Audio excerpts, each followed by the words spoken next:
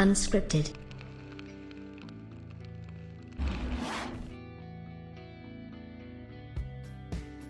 Well, the Returnal review scores have come in, and it looks like PlayStation has another hit on its hand. Yes, indeed, folks, that's right. PlayStation 5 looks like it has its first real must-play PlayStation 5 exclusive, and I think that this took a lot of people by surprise. A lot of Xbox fans really thought that Returnal looked like ReCore for some reason. I even did a video kind of making fun of that, because I don't see it. But as we can see, the quality that goes into a game like Returnal from PlayStation is far exceeding the quality of something that went into ReCore. And now, of course, you have a lot of the excuses and things like that coming out from the Xbox fanboys saying that, there's media bias and blah, blah, blah. I would just like to point out, where was that media bias for The Order 1886 or Days Gone? I mean, listen, plenty of PlayStation games have got low scores, and they deserve the low scores. You can't sit there and always look for this other reason why Xbox scores are so low, except for the fact that you have poor leadership at Xbox, and poor studios that don't know what they're doing, and they're putting out a subpar product. So, again, that's the only real thing that can kind of come into play when it comes to looking at why Sony games tend to score so well and Xbox games tend to score so piss poor. What's interesting is, right now the game is sitting at an 86, which for a brand new AAA IP from Housemarque, this is their first AAA, folks. They've done other things, but they wanted to take a risk, and they actually thanked Sony for taking a risk. Now, this is based on 81 critics, right? And the only one, the scathing review was the one from GamesBeat with Jeff Grubb, who gave it I guess a 60 out of 100. I tend to think it probably just wasn't his type of game, but again, Housemarque themselves released a statement saying the following. Obviously, ahead of tomorrow's global launch of the PlayStation 5 exclusive Returnal, Housemarque CEO and co-founder has released a statement about the game and its development. Returnal releases tomorrow for the PlayStation 5. The reviews have gone online today, and in a blog post on the official website, they shared a few thoughts and also deeply thanked publisher Sony for allowing the studio to create something new and unique as Returnal. He says, and I quote, "We have just wrapped up development and are taking a deep breath here at Housemarque," the CEO writes. "Even though we announced the Returnal went gold a few weeks back, our team has not stopped working on the game to go further balance and polish.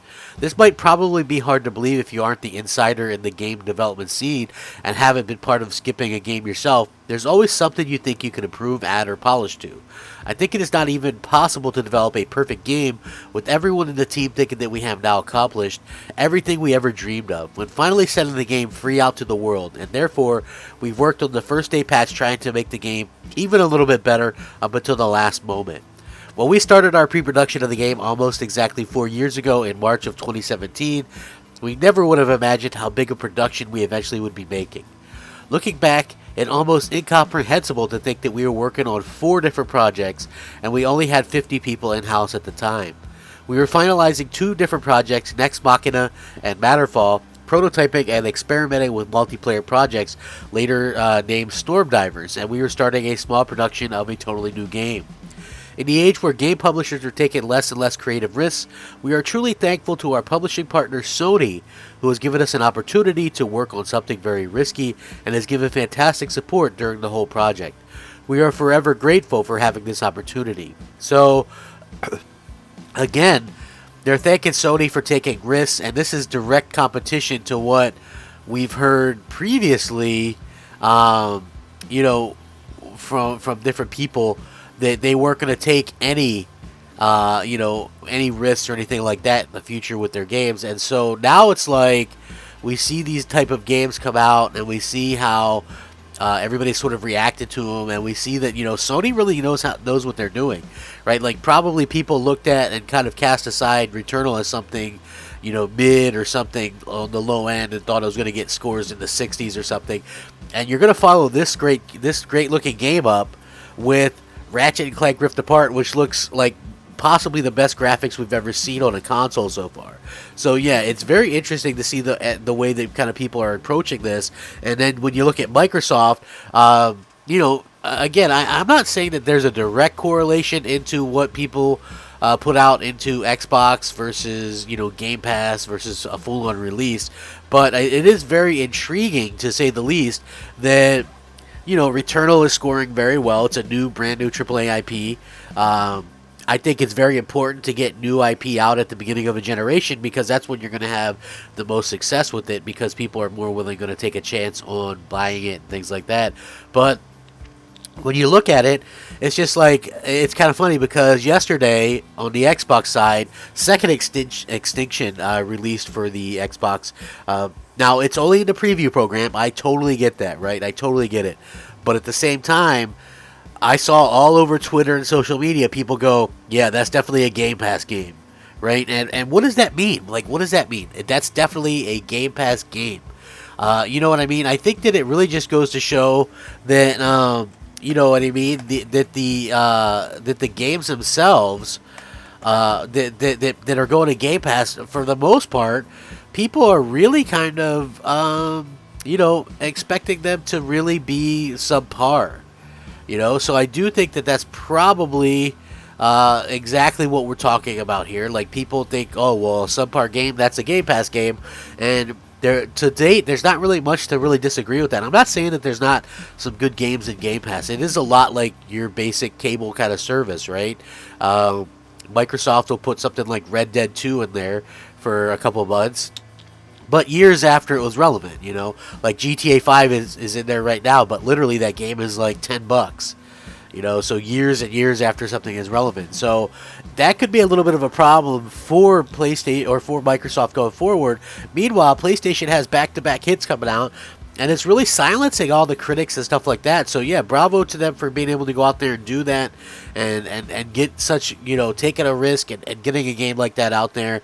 I'm looking forward to playing it, even if I suck at it and give up. I'm still looking forward to going out there and giving it a try and seeing what I can do with it. You know what I mean? I would love to see, you know, exactly how this game does. I wish it all the best. I bought it. You know, I wanted to support the developers and support Sony taking risks and stuff like that. So I definitely, you know, gave it a try, and I can't wait to dig into it tomorrow and see what I think. I'll probably post some videos on it or whatever and just kind of see what I think. But yeah, love what I'm seeing here. But on the other side, Xbox fans, not everything is tinfoil hat wearing type of stuff. Okay? PlayStation games can get bad scores, they can get good scores. Xbox games can get bad scores, and they can get good scores. It really comes down to the developers themselves, the leadership, and the type of time and quality put into the games. That's what it comes down to. I know that that's hard to believe, right? But at the end of the day, that's what it is, right? If you want to go back and look at it and go, well, how come State of Decay 2 got bad scores? Well, maybe because they put a half-assed game out that was full of glitches and bugs and ran terribly. Think about it. Why did Sea of Thieves, which I like, why did that get bad scores? Well, because they put out a game with literally next to no content. I think that game is if it would score right now with all the content that's in it, would easily get an 80+. It all comes down to the content that you're putting in and the time and effort that you're putting in. If you're putting out less content and less effort, there's no way that you're going to get, you know, these type of scores and things like that. So yeah, love seeing the games like this do well. You know, it's such a bold thing that Sony was able to go out there and do. But there's no bias. There's none of that. That's all nonsense. And let me know what you guys think, because I think this is awesome. I love seeing new IP go out there and kind of flourish and do its thing. It really does seem to make a difference in the world, and I'm really happy about that. And you know, I could never really you know, express how much that makes me kind of smile just as a gamer fan. You know what I mean? So with that being said, I really do appreciate each and every one of you. You know, consider subscribing, like the video at the very least, share it out, all that kind of good stuff. I really do appreciate everything that you guys do for me. Rack 'em up. Have a great day. Take care of each other. Crapgamer out. Unscripted.